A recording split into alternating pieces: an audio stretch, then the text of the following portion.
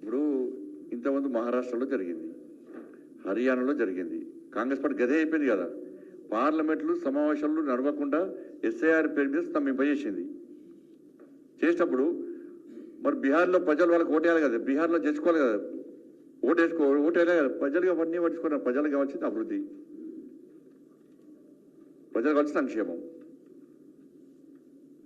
కాబట్టి కాంగ్రెస్ పార్టీకి అలవాటు అది. ఒకసారి ఈవీఎం అంటది, ఒకసారి అదంటది, ఒకసారి నెక్స్ట్ ఇక బెంగాల్ కూడా గదే అంటది. ఇక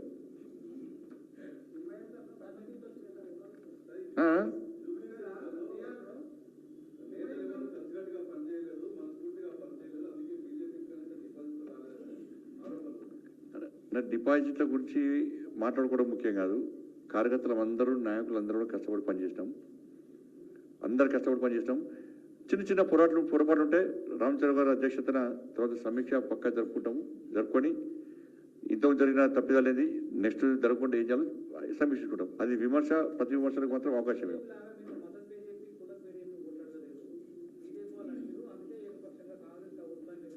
నేను అంటున్నా మైనార్టీలది ఒకటే అంటున్నా, నేనే అంటున్నా తుర్కోలందరూ ఒకటే గెలిపించారు అంటున్నా. హిందువులు ఆలోచించుకోవాలని చెప్తున్నాను నేను. ఎవరు నావలా మరి గ్రేట్ గా గొప్ప నాయకుడు కానీ మరి నేను గొప్ప నా పార్టీ గెలవాలని నా ధర్మం గురించి మాట్లాడినా. ఒక పార్టీని గెలిపించే దమ్ము నాకు గొప్పనే కదా మరి. ఇంకా కేటీఆర్ ఐరన్ లెగ్, దేశంలో ఐరన్ లెగ్ ఎవరు? రాహుల్ గాంధీ.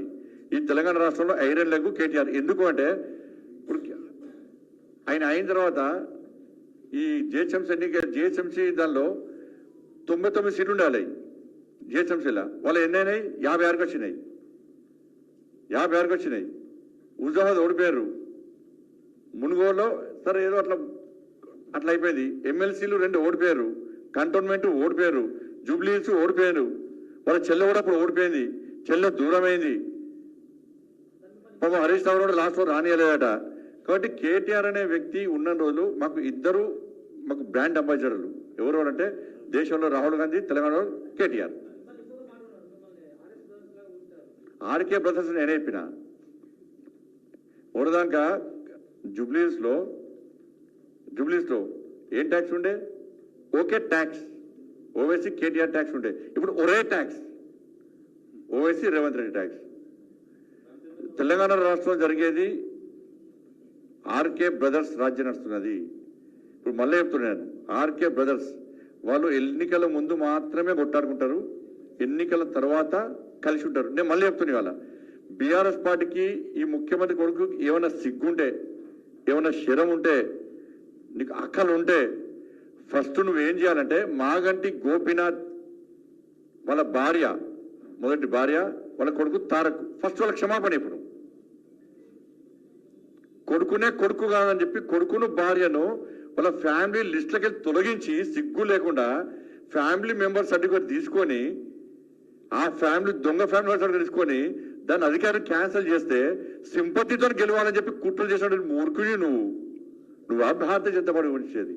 నీకు సర్టిఫికేట్ ఎవరు ఇచ్చారు? రేవంత్ రెడ్డి గారు ఇచ్చారు సర్టిఫికేట్. నీకు వాళ్ళ ప్రభుత్వం ఇచ్చింది, వాళ్ళ అధికారులు ఇచ్చారు. మేము బయట పెట్టాక క్యాన్సిల్ చేస్తున్నారు. మళ్ళా 2 ఓట్లు ఉంటాయి వాళ్ళకు, 2 ఓట్లు ఉంటాయి. ఇవాళ రేవంత్ రెడ్డి గారు అంటున్నావు, నువ్వు కేటీఆర్ అనే వ్యక్తి ఒక్కటి కాకుంటే మాగంటి గోపీనాథ్ యొక్క ఆస్తుల మీద పక్క విచారణ జరుపు. అవన్నీ కూడా లీగల్గా వాళ్ళ భార్య, వాళ్ళ కొడుకు వచ్చే విధంగా, వాళ్ళ అమ్మను కాపాడే విధంగా రేవంత్ రెడ్డి గారు చేయాల్సిన అవసరం ఉంది. గతంలో ఏమైనా ఆస్తి మార్పిడి జరిగితే, ఎవరైనా అక్రమంగా ఆస్తి మార్పిడి జరుపుకుంటే వాళ్ళ మీద క్రిమినల్ చర్యలు తీసుకోవాలి. తెర వెనుక ఎవడున్నాడో వాడిని ఒడి మీద కూడా చర్యలు తీసుకోవాలి. ఇది రేవంత్ రెడ్డి గారును ఈ కేటీఆర్ అనే వ్యక్తి ఒక్కటి కాదనుకుంటే పబ్జీ గేమ్ నిషేధించినాం, కానీ ఇంట్లో ఆడుకుంటాడట రాహుల్ గాంధీ.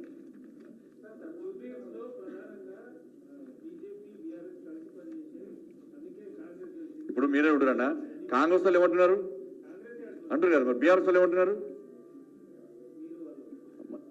దాన్ని ఆన్సర్ ఉంది. ఇలా ఫస్ట్ నుంచి కదే. ఇప్పుడు ఎవరు ఇది ఉప ఎన్నికలు ఇది ఫస్ట్ నుంచి కూడా అధికారం ఉంటే వాళ్ళే గెలుస్తున్నారు. ఇటువంటి ఎన్నికలు 6 జరిగినాయి. ఒక నాగార్జున సార్ తప్ప మిగతా అన్ని కూడా సింపత్తులు ఎక్కడ గెలవలే. అన్ని కూడా అధికారంలో ఉంటే వాళ్ళే గెలిచారు. 6 ఎన్నికలు జరిగిపోయారు జూబ్లీస్తో కలిపి. ఒక నాగార్జున సాగర్ తప్ప మిగతా అన్ని కూడా అధికారంలో ఉంటే వాళ్ళు గెలిచారు.